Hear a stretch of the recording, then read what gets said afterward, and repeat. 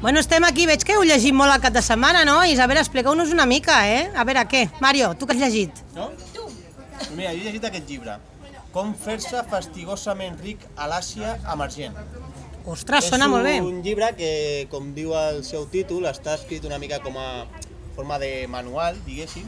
Fa sàtires del que són els llibres d'autoajuda i està molt bé per conèixer el que és la vida a algun lloc de l'Àsia emergent, que no especifica on. I més o menys el missatge del llibre ve a dir que a l'Àsia emergent ningú es fa ric de forma honesta, per entendre'ns, no? I hi ha molta corrupció, i explica els problemes de la gent. En realitat, l'argument és una família que viu a la zona rural de l'Àsia i un d'ells, un dels membres, vol fer-se ric. És el seu objectiu i el llibre va explicant els passos que has de fer per fer-te ric. I ja veureu si ho aconsegueix o no ho aconsegueix. Molt bé, molt bé. I tu, Marta? Pues jo recomano un altre, que és Córrer sense por. És totalment diferent, És un llibre... Bueno, jo vaig acabar-lo, em va deixar una mica així tocada, Sobretot perquè és un cas real, llavors sembla que afecta més, no? O sembla que, bueno...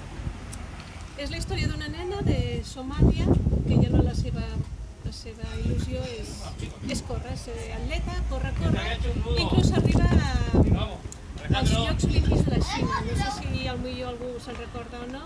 Te'n recordes tu, Anna? És una noia que va acabar l'última, però bueno. El que passa que la vida allà a Somàlia és bastant difícil, el tema de la guerra, tota una sèrie de coses, no? I l'única sortida que té per poder ser un atleta d'èxit és poder fer el que diuen ells, el viatge, és a dir, anar cap a Europa, no?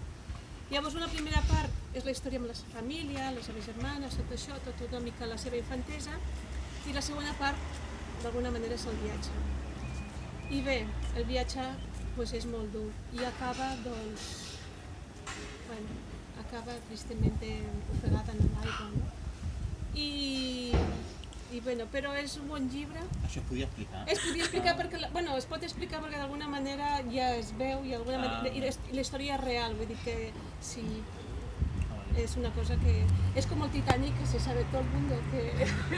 Marta, aquest llibre em sona d'algun club. Aquest llibre el llegirem al club de protagonista jove, que fem el club de joves. És un llibre que jo recomano molt, inclús jo crec que és un llibre que pot estar a les escoles. És un llibre que, com a lectura, si fos una lectura obligatòria per a les escoles, jo crec que estaria molt bé, perquè hi ha moltes reflexions, no únicament el tema dels refugiats, els immigrants, sinó també el tema de la dona, el tema d'Àfrica, moltes històries. I és un llibre que dona a reflexionar molt. Està molt ben escrit, és fàcil de llegir, diguéssim. El que passa que bé, al final et deixa una mica així... Bueno, a mi, Però ho recomano igualment. Crec que s'ha de llegir i que està bé. Aquí ho tinc.